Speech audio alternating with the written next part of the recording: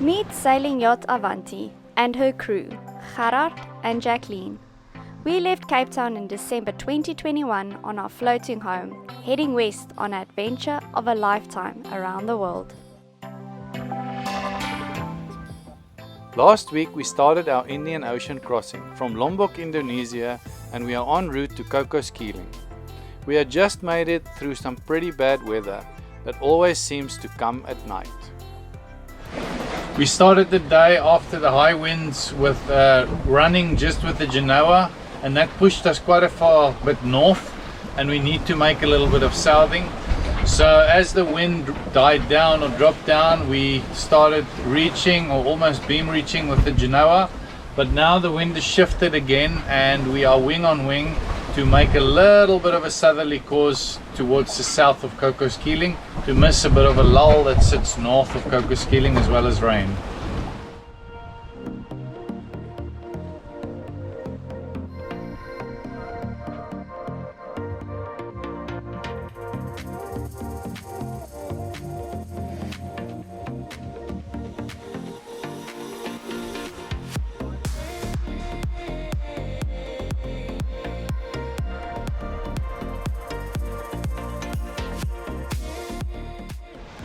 After last night's fun, we spent most of the day sleeping in and trying to catch up on the sleep we missed last night, so it was a lazy day.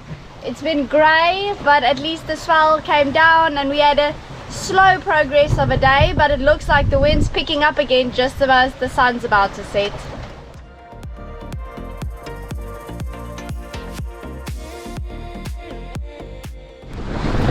We've got about 350 miles left to Cocos, and the wind vane is having a bit of trouble controlling us.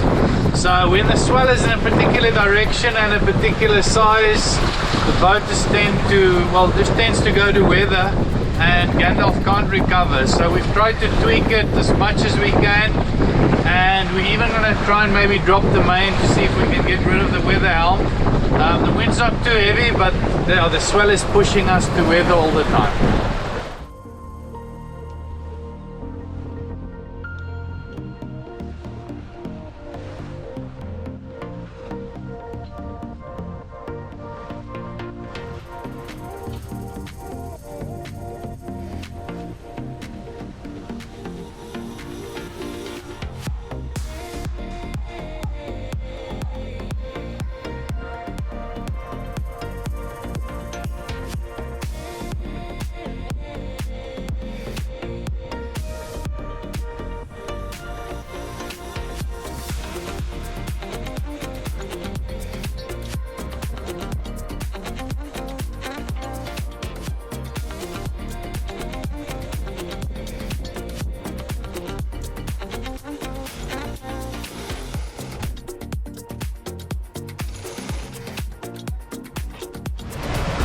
Seems like it worked, dropping the main, so Gandalf is more happy. We had 2 reefs in the main and the wind's only blowing 20 knots on the beam, but with the swell and the weather helm it was just too much for Gandalf, so it looks like it's much better. We lost a bit of speed, but yeah, it's much calmer.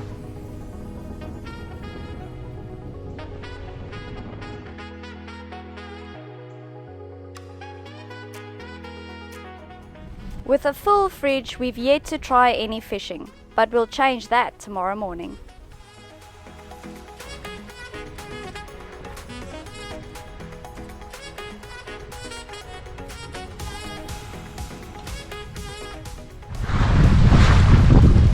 We had a strike, but it seems like it didn't like our lure that much.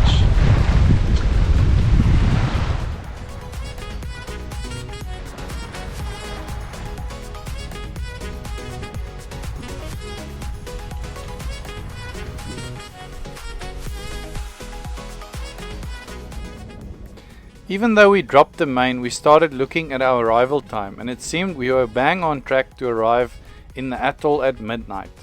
Not the perfect time to be dodging coral bommies as we enter the anchorage. We make the Genoa as small as possible. However, this makes life on board a little more uncomfortable, bumping and rolling with every small swell coming our way, going at slow speed.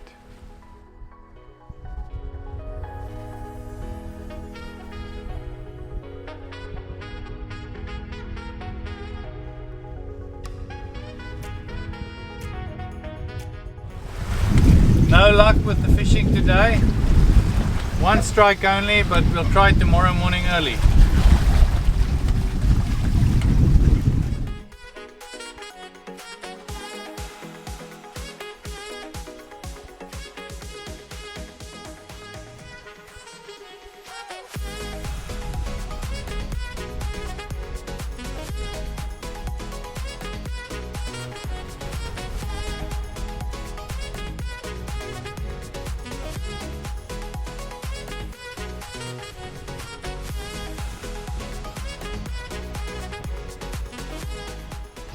We are 50 nautical miles out, so we could speed up a little bit yesterday, but we were still taking it slow, and we should be there around 8:30 local time, so entering the lagoon maybe 9ish, so that should be good for sunlight. It's not too cloudy as well, so all looking good.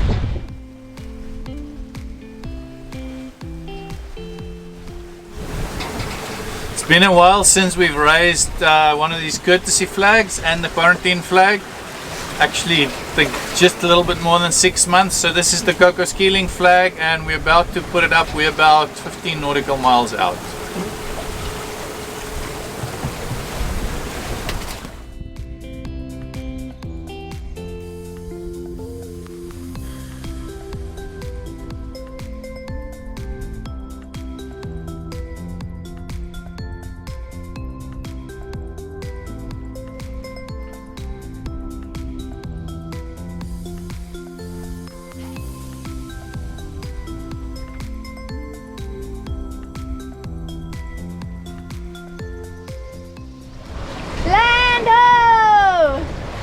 Spotted land. It's been uncomfortable 24 hours with us trying to go as slow as possible with no main to stabilize us a bit.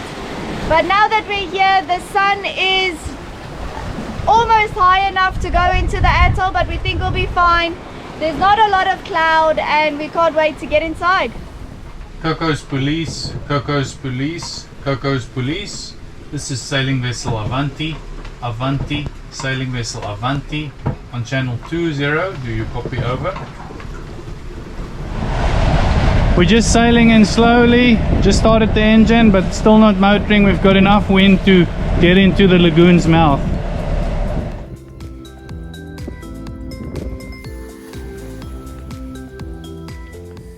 We arrived after 8 days at sea, covering close to 1,250 nautical miles, averaging at 6.5 knots, just under 160 miles per day.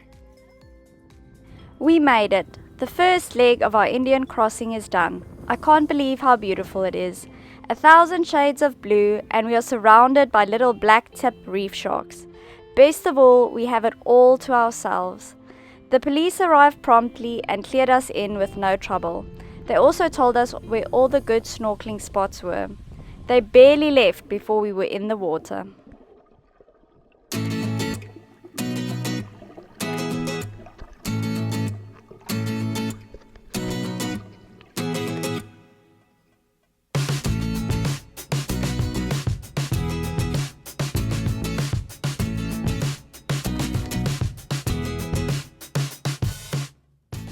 A friendly local on the beach took some drone footage and gave it to us a few days after. The views are incredible and we can't wait to share this place with you.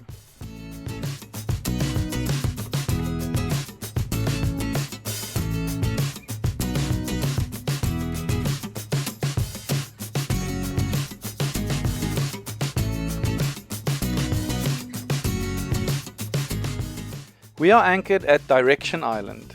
It's an uninhabited island that makes part of the bigger Cocos Keeling atoll. This is the only place you are allowed to anchor.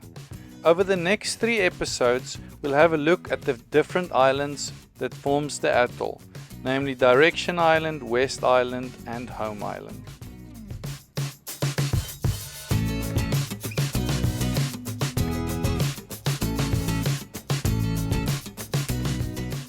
Join us next episode as we explore the first island, Direction Island, and its interesting history.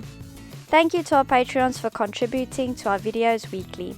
And thank you to the rest of you for leaving comments, likes, and shares.